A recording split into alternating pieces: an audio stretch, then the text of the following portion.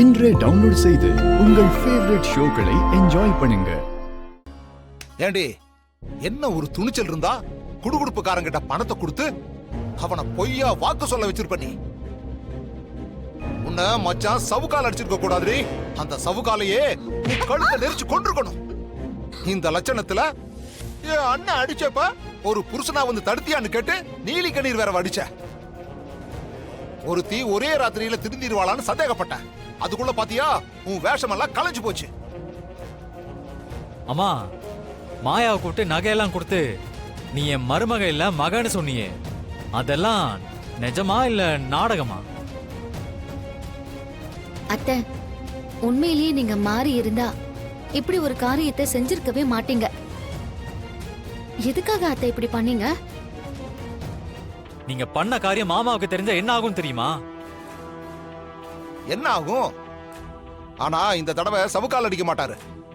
நான் சொன்ன மாதிரி அந்த சவுக்காலையே இவ கழுத்தை நெரிச்சு அப்படியே கொன்றுவாரு. ஆமா, நான் செத்துட்டேனா உங்க எல்லாருக்கும் நிம்மதியா இருக்கும்ல. நான் எதுக்காக இதெல்லாம் பண்றேன்? அண்ணன் குடுக்கற பணத்தை வச்சு பெருசா மாளிகை கட்டி நான் மட்டும் அதுல சொகுசா போய் வாழ போறேன் பாருங்க. நீங்க சொன்னதுதான், இடத்த அதிக விலைக்கு வித்தா நமக்கான பங்கும் அதிகமா கிடைக்கும். அதனாலதான் அண்ணன் கிட்ட நேரடியா சொல்றதுக்கு தைரியம் இல்லாம குடுகுடுப்புக்கார மூலமா சொல்ல வச்சேன். நிறைய பணம் வந்துச்சுன்னா அதை நான் மட்டும் எடுத்துட்டு போறேனா அந்த பணத்தை கொண்டு வந்து உங்ககிட்ட தானே கொடுப்பேன். இது என்னமோ நான் சுயநலத்துக்காக பண்ற மாதிரி பேசுறீங்க. ஒரு தப்ப பண்ணிட்டு சும்மா சமாளிக்காதீங்க. சரி, வேணா ஒண்ணு பண்ணலாமா? நீங்க பண்ணதெல்லாம் மாமா கிட்ட சொல்லி நியாயம் கேட்கலாமா? அவர் என்ன சொல்றாருன்னு பார்க்கலாம். சீனு, வேண்டாம். நல்லதுக்காக தான் பண்ணேன்னு அத்தை சொல்றாங்கல்ல, சொன்னதையே திருப்பி திருப்பி சொல்லி அது பெரிய பிரச்சனையாக்க வேண்டாம்.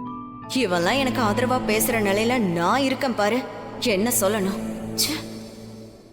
மருமகளே, உனக்கு பெருந்தன்மையான மனசு இவளை மன்னிக்கலாம். ஆனா என்னால இவளை மன்னிக்க முடியாது. சரிங்க, தப்புதான். இப்ப என்ன பண்ணலாங்கிறீங்க? அப்பா, அதான் அம்மா தப்புன்னு ஒத்துக்கிட்டாங்கல்ல, இதோட விட்டுறலாம்ப்பா. டேய், அதை எப்பறம் விட முடியும்? இவளை என் காலில் விழுந்து மன்னிப்பு கேட்க சொல்லு. அதுக்கப்புறம் என்னங்கறத பாத்துக்கலாம். இந்தா விழுந்து மன்னிப்பு கேளு. விழுடி. உங்க கால்ல நான் விழுந்து மன்னிப்பு கேட்கணுமா? அதுக்கு வேற ஆளை பாருங்க. டேய், தள்ளுங்க. ஏய்